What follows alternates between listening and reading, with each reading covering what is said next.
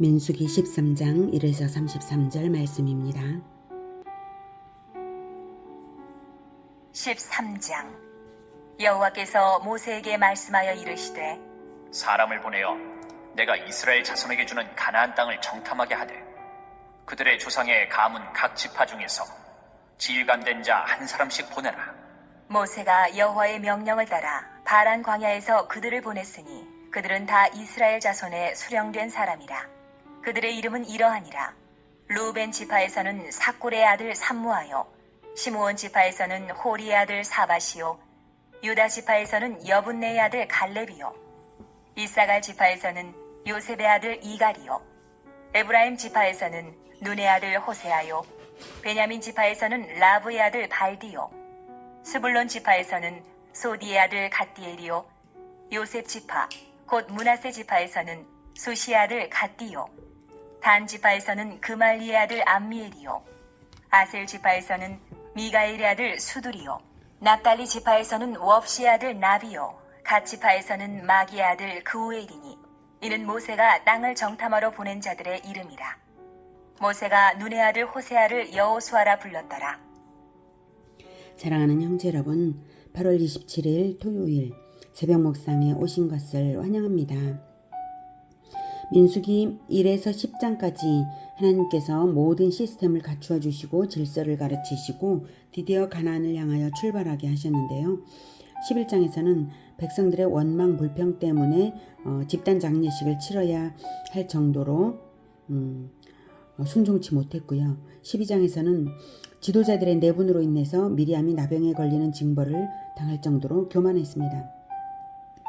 하나님은 준비를 잘 시키셨으나 백성들은 믿음이 심각하게 부족했습니다. 가나안 심판전쟁을 잘 할지 정말 걱정스러운 상태입니다. 그런데 1, 2절에서 여호와께서 모세에게 말씀하시기를 사람을 보내어 내가 이스라엘 자손에게 주는 가나안 땅을 정탐하게 하되, 이렇게 사람을 보내어 정탐꾼을 선발해서 가나안 정탐을 하게 하나님께서 명령하셨기 때문에 정탐대가 조직이 된 듯이 기록이 되었는데요. 신명기 1장 22절을 보면 정탐대 파견의 이유와 동기는 약속의 땅 정복에 대한 확신의 결여 때문에 백성이 먼저 요청을 해서 하나님께서 받아들인 것이었습니다. 신명기 1장 22절. 너희가 다 내 앞으로 나와 말하기를 우리가 사람을 우리보다 먼저 보내어 우리를 위하여 그 땅을 정탐하고 어느 길로 올라가야 할 것과 어느 성읍으로 들어가야 할 것을 우리에게 알리게 하자 하기에. 네. 그렇게 해서 백성들이 먼저 요청을 했고 또 모세가 그 말을 좋게 판단을 했기 때문에 하나님께 허락을 받아서 이렇게 된 것입니다. 성경은 종종 이와 같이 의도적으로 사건의 일부를 다른 권에 기록하기도 하고요. 성경의 한 권에서 제기된 한 권에서는 의문이 제기되고 해결책은 다른 권에서 나타나기도 합니다. 생명나무에 대해서 창세기에서 생명나무가 등장하는데 생명나무가 그 실체를 분명하게 나타나는 것을 보는 것은 요한계시록에 보이죠. 물론 생명나무는 예수님을 상징하는 나무입니다만 아무튼 이렇게 성경은 하나에서 전부 보여주시는 것이 아니라 성경 전체를 통해서, 그래서 전체를 통해서 예수님을 알도록 구성이 되었습니다. 그래서 예수님께서 하나님의 모든 말씀, 하나님의 입에서 나오는 모든 말씀으로 산다라고 말씀을 하셨고 모든 성경이 나를 증거한다라고 말씀을 하셨죠. 인체를 알고자 할 때에 뼈는 몇 개가 있고 혈관은 어떤 체제를 가지고 연결되는지 있는 그대로 알아야 아는 것이지, 전체적으로 알아야 아는 것이지, 내 마음이 끌리는 대로 뼈는 한 30개쯤 있을 거야 하는 식으로 생각하는 것은 올바른 삶이 아니죠. 마찬가지로 우리는 하나님을 알기 위해서 성경을 보는데요. 내가 보고 싶은 것만 보고 그리고 일부만 보고 하나님을 안다고 착각해서 만족에 빠져서는 안 됩니다. 맹인들이 코끼리를 일부분만 만져보고 코끼리는 이렇다라고 말한다면 그것을 코끼리라고 듣고 판단할 수 있겠습니까? 마찬가지로 하나님을 아는 것이 결코 끝을 알 수 없다 할지라도 하나님을 전체로서 만나야 하는 것입니다. 그래서 우리는 성경을 전체적으로 처음부터 끝까지 그 어느 권도 무시하지 말고 배워야 하고 성경 전체를 바탕으로 부분을 봐야 되는 것이죠. 예수님은 또한 모든 것을 가르쳐 지키게 하라. 내가 분부한 모든 것을 가르쳐 지키게 하라고 하시면서 온전한 가르침과 배움에서 나오는 온전한 실천까지를 겨냥하시면서 우리에게 언약에 따른 명령을 주셨습니다. 자, 이처럼 성경은 전체를 봐야 된다는 것을 느끼게 하는 부분이죠. 자, 잠시 각설했고요. 자, 아무튼 가나안 정탐대 파견은 어디까지나 백성들의 요청 때문에 조직은 되었는데요. 이제 제한이 모세가 설득당해서 이제 이렇게 된 것인데, 그런데요, 정탐대에 구성된 자들의 명단을 살펴보면 그들이 수령들이라고는 나왔지만 그들의 이름들은 민수기 1장과 7장과 비교할 때 이들은 족장들은 아닙니다. 따로 선발된 자들입니다. 민수기 1장에서는 인구조사를 하는 대표들이 나오고요. 민수기 7장에서는 봉헌한 지휘관들이 나오는데요. 그들과는 다른 사람들입니다. 정탐을 하기에 적합한 비교적 젊은 사람들을 선발했으리라고 짐작이 됩니다. 그런데요, 이 정탐대의 명단 중 여호수아와 갈렙을 제외하고는 성경에 다시는 언급되지 않았습니다. 이후에 정탐 후 언약을 배반했으므로 그들은 끊겼다는 암시입니다. 언약에 대해 믿음 없는 자들은 무가치하게 취급당할 수밖에 없는 것입니다. 16절에 호세아를 여호수아라 불렀더라. 호세아는 특별하게 이렇게 인상적으로 표현을 하고 있죠. 여기서 호세아는 구원 또는 구원자라는 뜻이고요. 여호수아는 호세아 앞에 여가 붙어서 여호수아라고 부르는 거죠. 여호와는 구원자이시다 라는 뜻이고요. 호세아가 민족 구원자가 될 것을 예상한 계명이므로 하나님의 지시에 의한 것으로 추측되는 그런 점이고요. 성경에 처음부터 여호수아로 불렀던 것을 볼 때에 계명 시기는 아말렉 전쟁 때였을 것으로 봅니다. 아말렉 전쟁 때 르비딤에서 아말렉이 쳐들어왔던 적이 있잖아요. 그때 여호수아를 보내어서 전쟁을 하게 하고, 모세는 동산에 올라가서 손을 들면 이기고 모세가 손을 내리면 전쟁에서 지고, 이러다가 이제 전쟁에서 최종적으로 승리한 그 이야기 있죠. 그때 르비딤 전투, 아말렉이 쳐들어왔을 때의 르비딤 전투의 장수가 여호수아였습니다. 이렇게 처음부터 여호수아로 불렸던 것을 볼 때 여호수아는 미리부터 출애굽 직후부터 용기와 적극적인 믿음에서 돋보였던 사람이었고, 또 모세가 특별히 부관을 삼아서 자기를 따르게 한 자였습니다. 자, 17절. 모세가 가나안 땅을 정탐하러 그들을 보내며 이르되, 너희는 네겝길로 행하여 산지로 올라가서 그 땅이 어떠한지 정탐하라. 곧 그 땅 거민이 강한지 약한지 많은지 적은지와 그들이 사는 땅이 좋은지 나쁜지와 사는 성읍이 진영인지 산성인지와 토지가 비옥한지 메마른지 나무가 있는지 없는지를 탐지하라. 담대하라. 또 그 땅의 실과를 가져오라. 하니 그때는 포도가 처음 익을 즈음이었더라. 이에 그들이 올라가서 땅을 정탐하되 신광야에서부터 하맛 어기 르홉에 이르렀고, 또 네겝으로 올라가서 헤브론에 이르렀으니 헤브론은 애굽 소안보다 7년 전에 세운 곳이라. 그곳에 아낙 자손 아히만과 세세와 달메가 있었더라. 또 에스골 골짜기에 이르러 거기서 포도송이가 달린 가지를 베어 둘이 막대기에 꿰어매고 또 석류와 무화과를 따니라. 이스라엘 자손이 거기서 포도를 베었으므로 그곳을 에스골 골짜기라 불렀더라.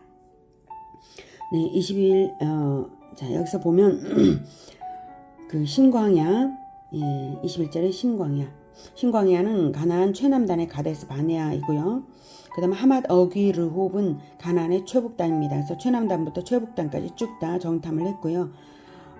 헤브론과 애굽 소안과 비교를, 또 가나안 부분과 비교를 하고 있죠. 이것은 이제 모세의 지식이 굉장히 풍성했다는 것을 알 수 있고, 또 애굽보다 더 이제 오래된 그러한 이제 역사가 깊은 땅이 바로 가나안이었습니다.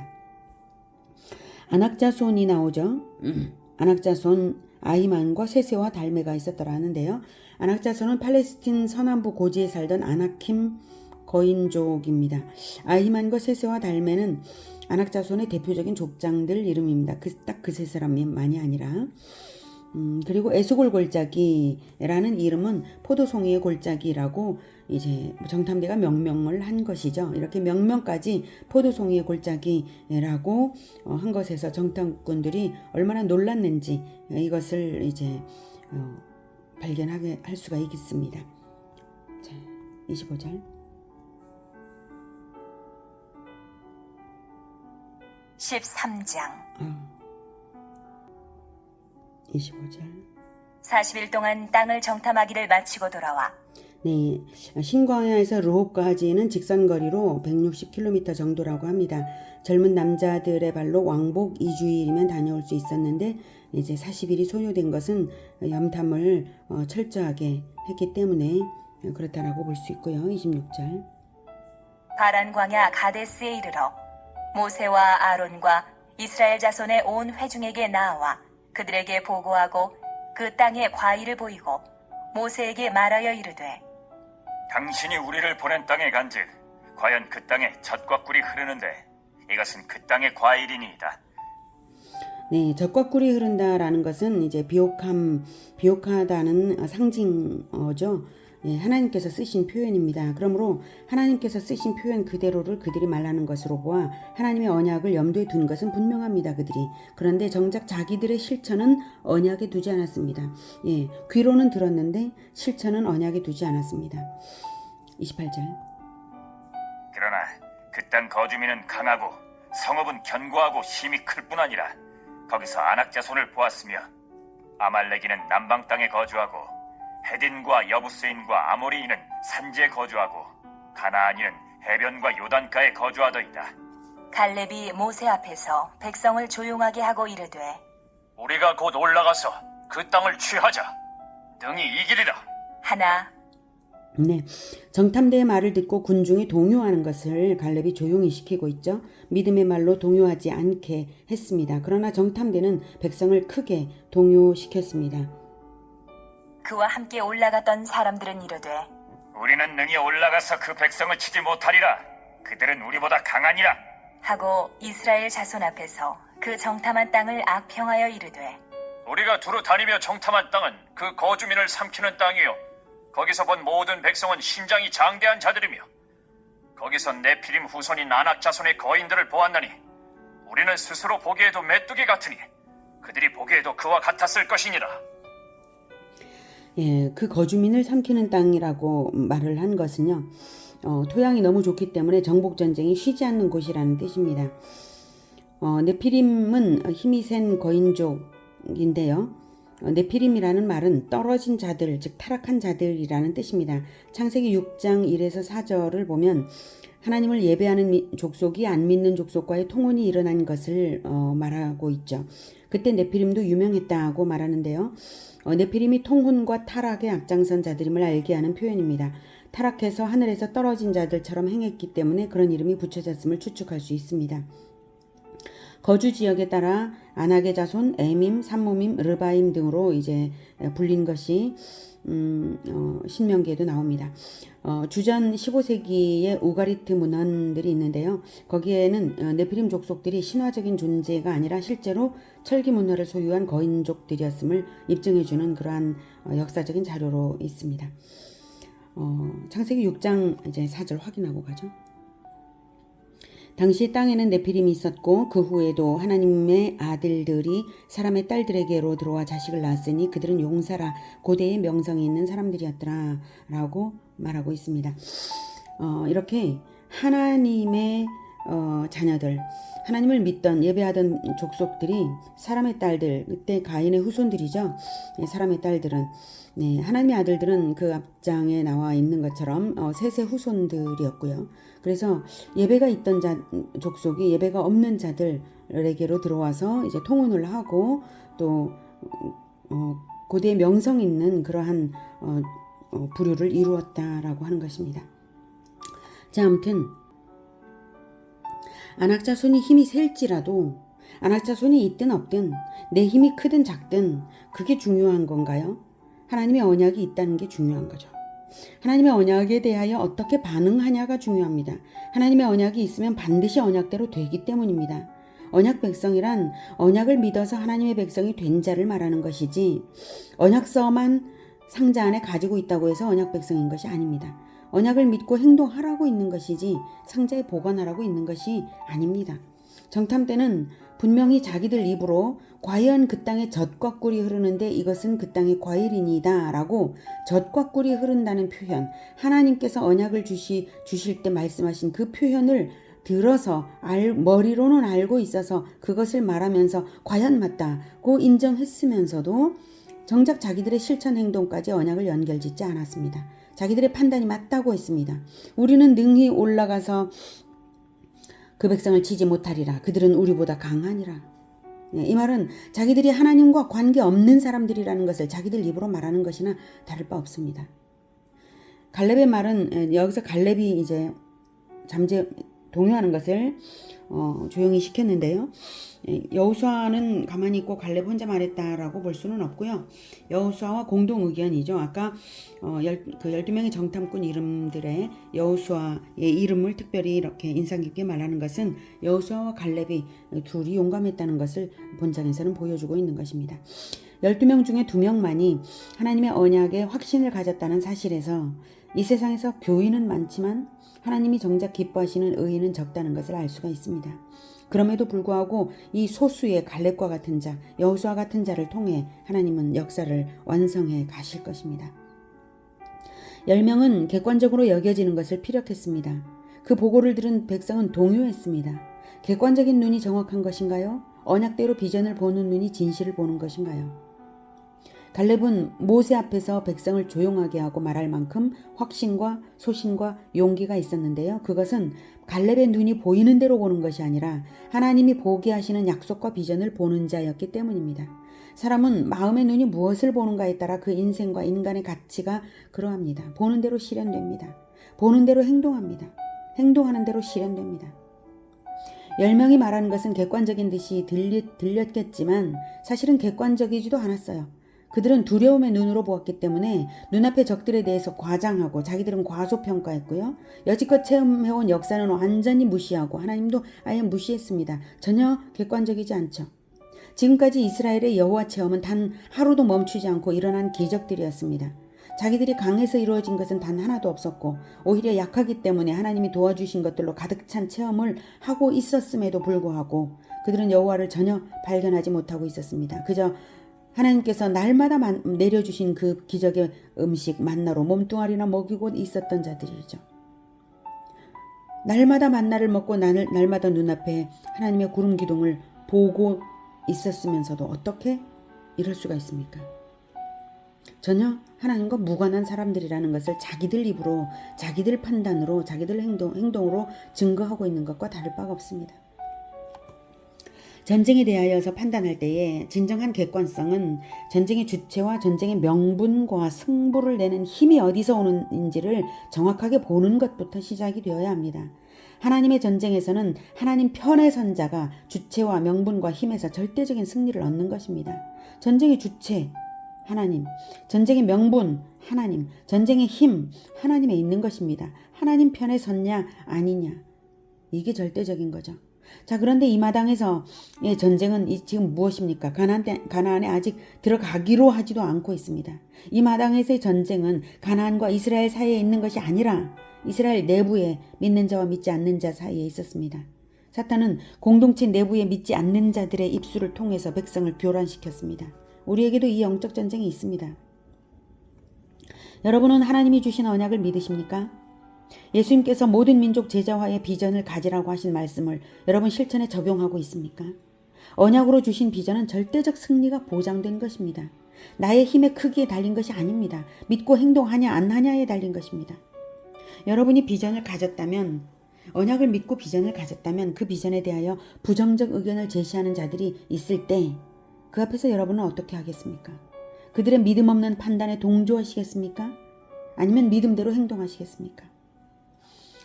예수님이 주신 언약은 반드시 이루어집니다. 내가 실천하냐 안 하냐에 달려있지 다른 것에 달려있지 않습니다.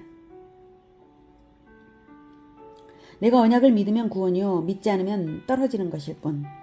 역사는 반드시 언약대로 종결될 것입니다. 내가 누구 편에 서서 누구처럼 행동하냐가 중요한 것입니다. 승리하신 예수님의 언약을 믿고 승리하신 예수님 편에 서서 실천하면 구원받고 승리하는 것이고, 패배한 마귀의 말을 믿고 심판당한 마귀 편에 서서 제 맘대로 행하면 구원에서 떨어지고 언젠가는 끊어지는 것입니다. 이어지는 14장의 내용과 이스라엘의 역사가 그것을 증명합니다. 설마 하지 마십시오. 성경이 증명하고 있는 것입니다. 믿는 자는 행동합니다. 언약은 믿으라고 있는 것이고 믿음은 행동으로 나타나는 것입니다. 귀로 들은 것 따로, 판단 따로, 행동 따로이면 그게 언약 백성입니까? 절대로 아닙니다. 모든 민족에게 복음이 전파되고 하나님의 나라가 반드시 완성될 언약을 믿고 내가 선 이 자리에서부터 모든 민족으로까지 전도해 나아가는 우리 모두가 되기를 기원합니다. 기도하겠습니다. 하나님, 우리는 약합니다.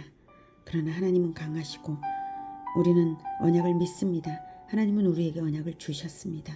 예수님께서 자기의 피로 언약의 피를 삼아서 하나님과 우리가 백성과 왕과 백성이 되었으니 우리는 오직 왕과 연합하여서 왕께서 이루실 역사의 끝을 바라보면서 나아갈 뿐입니다. 하나님의 언약을 반드시 이루실 것을 우리는 믿고 예수님께서 왕으로 심판주로 다시 오실 그날을 바라보고 기대합니다. 하나님, 우리는 연약하지만 믿고 행동합니다. 주님, 우리의 행동이 아무리 작을지라도 믿음대로 하나님께서 언약하신 대로 믿음대로 다 이루어 주시옵소서. 예수님의 이름으로 기도드립니다. 아멘. 이어지는 시간은 개인 기도 시간입니다.